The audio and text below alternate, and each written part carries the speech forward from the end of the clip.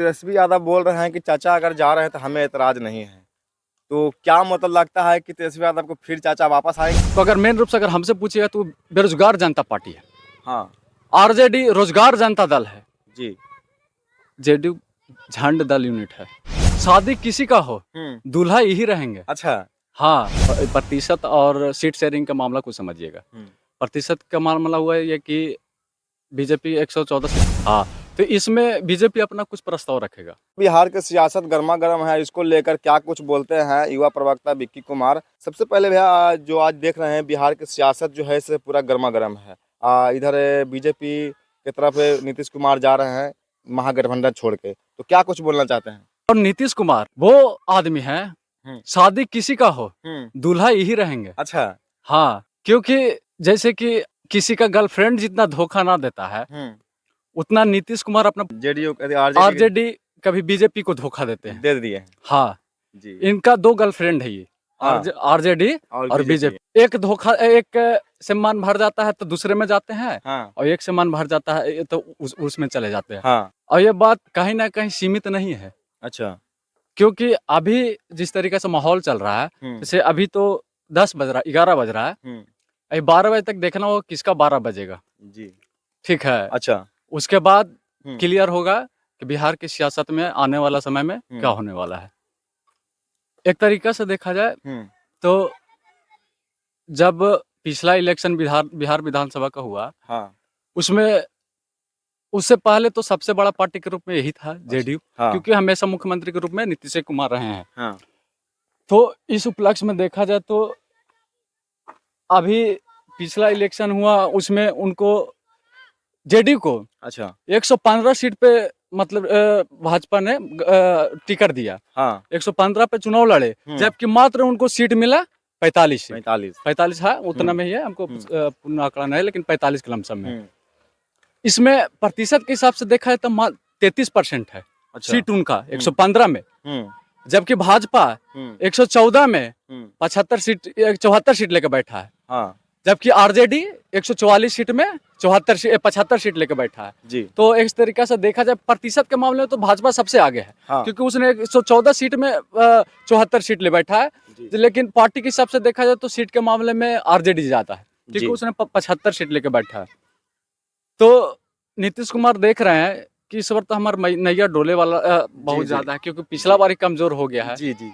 क्योंकि इसलिए कमजोर हुआ है क्योंकि सीट शेयरिंग के मामले में जब आरजेडी को देखा जाए तो नीतीश कुमार को समझ में आ गया है कि अगला बार मेरा पत्ता कटने वाला है। जी। इसको लेकर जो, क्योंकि भाजपा भी उनको पिछले के मुकाबले अगर साथ आ जाती है तब हम बोल रहे हैं उतना सीट नहीं देगा जितना पिछले बार दिया था। अच्छा। उनको कम सीट पे लड़ना पड़ेगा। अच्छा। और जो हर बार जो दल बदलू वाला जो काम कर रहा है ना, हाँ, अब इनको नहीं मिलने वाला मौका। अच्छा, क्या मतलब लगता है कि 2024 के चुनाव में, अच्छा, लोकसभा चुनाव में, हाँ, नीतीश कुमार का मतलब वोट मिल सकता है? नहीं, देखिए, लोकसभा विधानसभा बहुत अंतर है। जी। लोकसभा के मामले में देखा जाए तो सेंट्रल लेवल में नरेंद्र मोदी का विचारधारा नीतीश कुमार के विचारधारा से बहुत अलग है।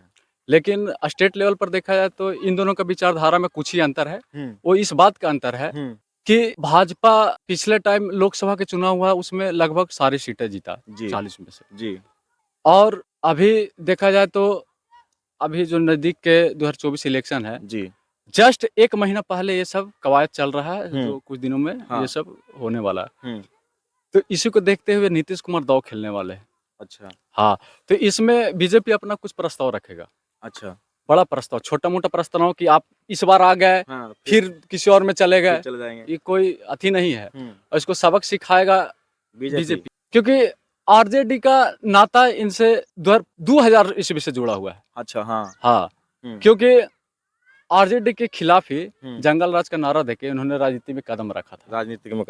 हाँ, 2005 में पहली बार मुख्यमंत्री का शपथ ग्रहण किए थे। 2005 के लमसम में इनका सबसे पहला प्यार बीजेपी ही था। अच्छा। हाँ हाँ, बीजेपी पहला इनका प्यार था और अपने पुराने प्यार के साथ फिर वापस आ रहे हैं। हाँ, फिर वापस। क्या लगता है कि मतलब वापस जाने के बाद फिर मतलब आरजेडी में घुल मिलेंगे?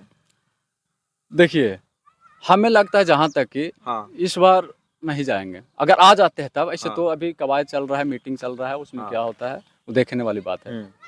लेकिन हमारा जहाँ तक कि एक उतना तो अभी राजनीति में अनुभव नहीं है, हम कह हाँ। सकते हैं, लेकिन थोड़ा मोड़ा हम अपने जानकारी के अनुसार कह सकते हैं। अच्छा, क्या लगता है कि आने वाला राज्यसभा चुनाव में नीतीश कुमार का देखिए, जिस प्रकार का रवैया है, क्या मतलब नीतीश कुमार मुख्यमंत्री अगेंस्ट बन सकते हैं? देखिए हम इतना ही कहना चाहेंगे, अभी अगर तीनों के देखिए, राजनीतिक पार्टी एक बीजेपी है बिहार में, अथी के मामले में, विधानसभा के मामले में हाँ। बीजेपी है, जेडीयू है, आरजेडी, तीन पार्टी बड़ा पार्टी है, मेन फ्रंट पे है। हाँ। मेन फ्रंट में देखा जाए तो बीजेपी को अगर मेन रूप से अगर हमसे पूछिएगा तो बेरोजगार जनता पार्टी है। हाँ। आरजेडी रोजगार जनता दल है जी। जेडीयू झंड दल यूनिट है जी। अब ऐसा हम इसलिए बोल रहे हैं, जी। जब बीजेपी में जब पिछला 2020-21 वाला जो विधानसभा चुनाव हुआ, हाँ। उसमें बीजेपी सबसे पहले था, जेडीयू के साथ में, दोनों साथ में सरकार बना। तो शुरुआत में इन्होंने कोई वैकेंसी बेरोजगार लड़का जो पढ़ रहा है, जैसे हम खुद पढ़ रहे हैं, कोई वैकेंसी नहीं दिया, बहुत कम मात्रा में दिया। हाँ। लेकिन जब से आरजेडी के साथ में आए तो नीतीश कुमार और आरजेडी ने मिलके जो अपना विधानसभा पिछला में वादा किया था कि बेरोजगारों के 10 लाख रोजगार देंगे, हाँ। नीतीश कुमार भी वादा किया था कि हम 15 लाख को देंगे। हाँ।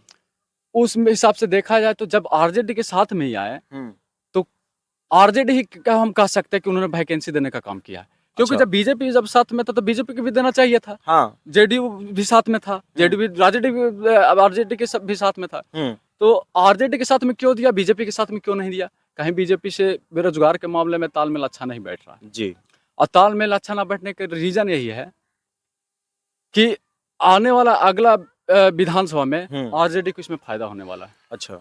बिल्कुल जी। बिल्कुल फायदा होगा, क्योंकि उसने रोजगार के मुद्दे पे बहुत सख्त है, बहुत सख्त है। जी। और शुरू से हमें लगता है कि आरजेडी शुरू बेरोजगारी के मुद्दा में बहुत सख्त है, बहुत सख्त। और भाजपा में देखा जाए, देखिए सेंट्रल लेवल में भाजपा कुछ मुद्दे पे ठीक है, जैसे इंटरनेशनल मुद्दे पे वो सब पे ठीक है, लेकिन राज्य स्तरीय मुद्दा में देखा जाए तो भाजपा कहीं नहीं टिक रहा है। अच्छा, इसे तेजस्वी यादव बोल रहे हैं कि चाचा अगर जा रहे हैं तो हमें एतराज नहीं है, तो क्या मतलब लगता है कि तेजस्वी यादव को फिर चाचा वापस आएंगे? हम आपको पहले ही बोल दिए, नीतीश कुमार खास करके, हाँ। वो दूल्हा है ना, हाँ।